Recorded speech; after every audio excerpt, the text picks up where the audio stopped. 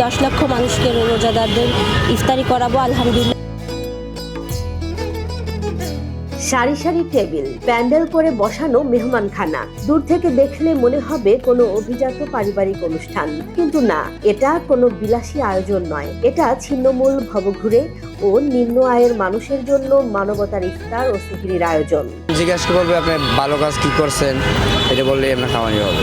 দিনে মাত্র একটি ভালো কাজ করে টাকা ছাড়া বিনামূল্যে ইফতার ও সেহরি খাওয়া যায় এখানে। প্রতিদিন কয়েক হাজার অসহায় ছিন্নমূল ও নিম্ন আয়ের মানুষের হাতে তুলে দেওয়া হচ্ছে উন্নত মানের ইফতার সামগ্রী ও সেহরির খাবার। সেহরি টাইমে খাওয়ায় গরুর মাংস দেয় বা মুরগি দিব রোজ।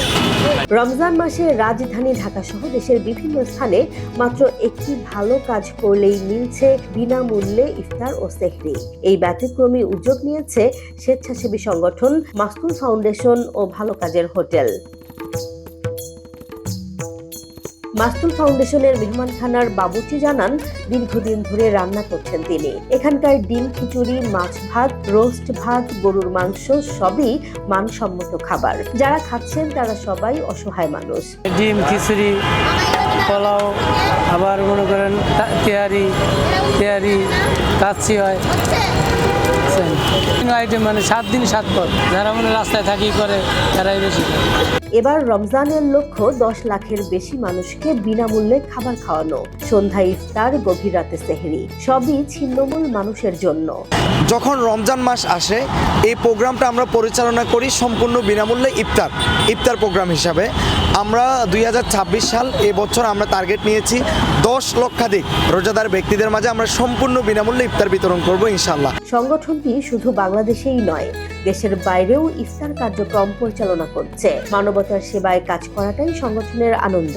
এবং মাসতুল ফাউন্ডেশনের পক্ষ থেকে আমরা বাংলাদেশ সহ বাংলাদেশের বিভিন্ন অঞ্চলে আমরা এতিমখানা, বৃদ্ধাশ্রম, বিভিন্ন জায়গায় প্রতিনিয়ত ইফতারের আয়োজন করছি এবং কি বাংলাদেশ ছাড়িয়ে আমরা ফিলিস্তিনের গাজায় প্রতিনিয়ত আমরা ইফতারের আয়োজন করে যাচ্ছি আলহামদুলিল্লাহ। 2009 সাল থেকে মানব কল্যাণে কাজ করে আসছে ভালো কাজের হোটেল, জানালেন সংগঠনের পরিচালক। পথচারী, ড্রাইভার, হেল্পার যারা বাসায় সময় মতো পৌঁছাতে পারেন না, তারাও এখান থেকেই ইফতার নিতে পারেন।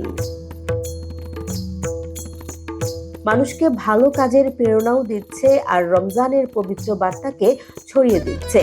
ভালো কাজ করো, ভালোবাসা ছড়াও এই মন্ত্রে।